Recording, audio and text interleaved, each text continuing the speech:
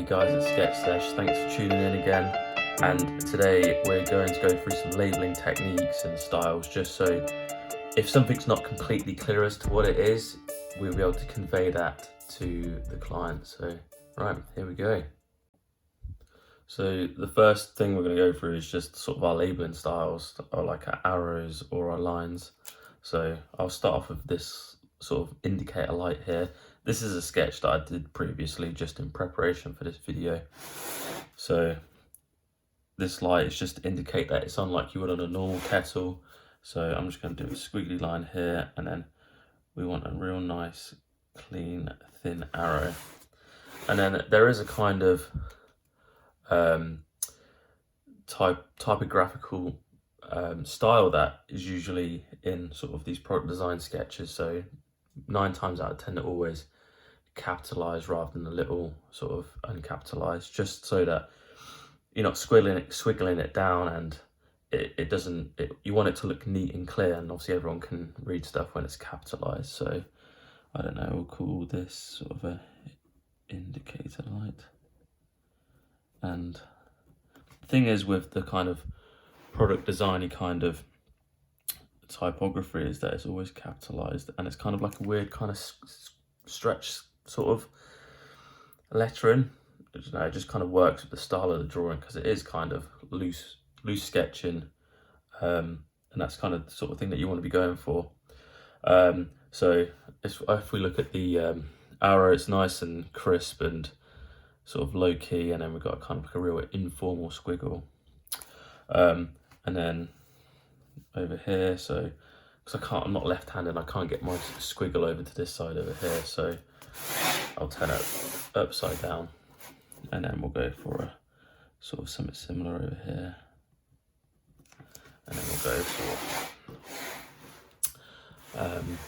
so this is sort of like the power platform, as I would call it, for the kettle, you know, because you take it off of there and it obviously puts the power into the kettle from there. So call it a power platform.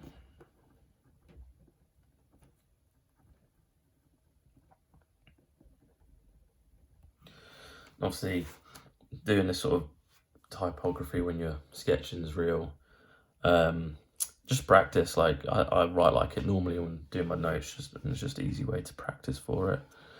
So do the same here for the spout. Obviously, it is clear what it is, but you know, you just want to make it crystal clear. So nice loose style. So nice crisp low arrow, and then we'll just call that the spout.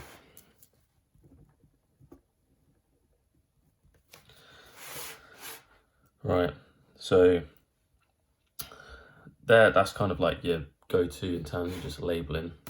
But the main thing that we want to be able to do is to show motion. So you can do these in like a series of arrows as such. So if I go onto another page for you, so different types of motion in arrows. So I'll just do one quickly. So this one I'm sketching now. So that's about the middle. So obviously that's indicating the direction.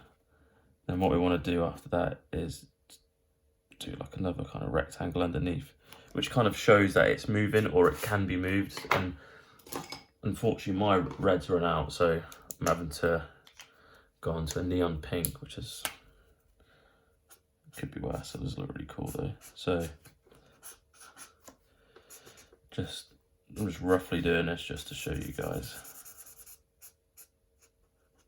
And I always just leave a little bit undone. It just looks kind of cool.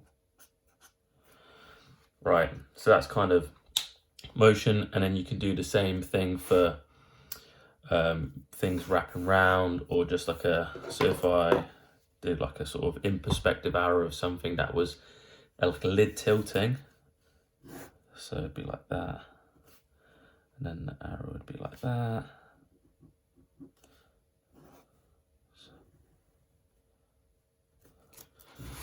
So then obviously that being in line with that, obviously the perspective point's over here somewhere. So if that's carry on down the centre line, it's probably going to be somewhere around here. And then I'll just link that back up. And then we'll probably do something similar to what we did with the rectangle down here.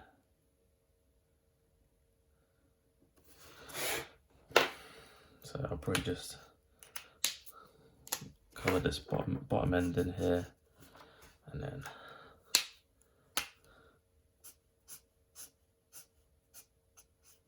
because I'll fix on a circle.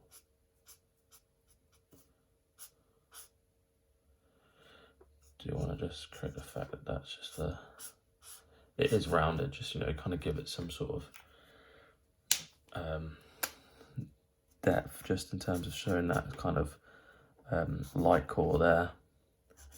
And there are all sorts of different effects that you can do for them. So say for instance, obviously, I don't know, the light might be coming from this direction here.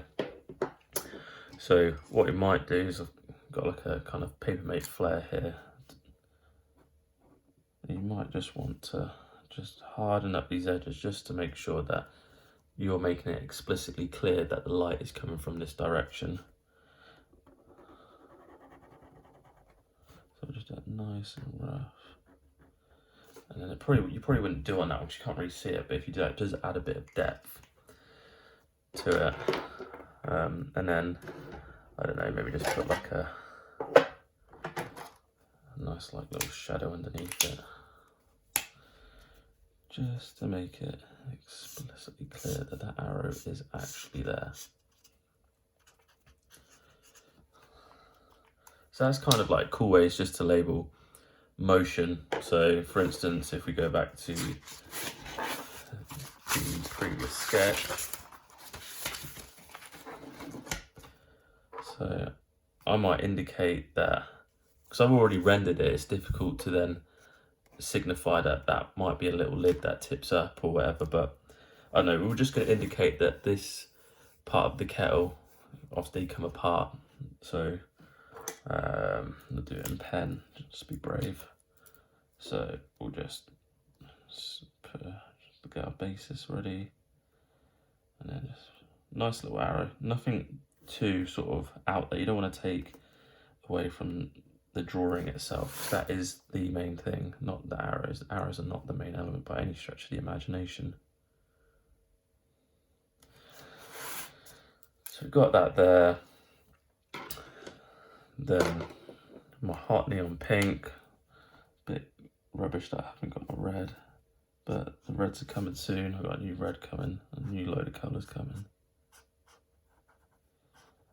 So just label that, and that looks pretty cool. You can see that that obviously moves apart, and then one of the lights coming from there, but if that arrow was next to the kettle would obviously be blocking the light. So I'm just going to put that there just to add a bit of depth. It does make it look, makes it pop a little bit as well, which is always nice. So yeah, that's just a nice, quick and easy guide on how to do labeling. So obviously, just to conclude, obviously you've got this informal sort of squiggle style, nice kind of low-key arrow, and then you want to sort of stretched, capitalized kind of handwritten typography just to keep in with the drawing itself. So yeah, thanks for watching, and don't forget to like and subscribe, you know. Make sure you definitely hit that subscribe button, it means a lot to me. Thanks.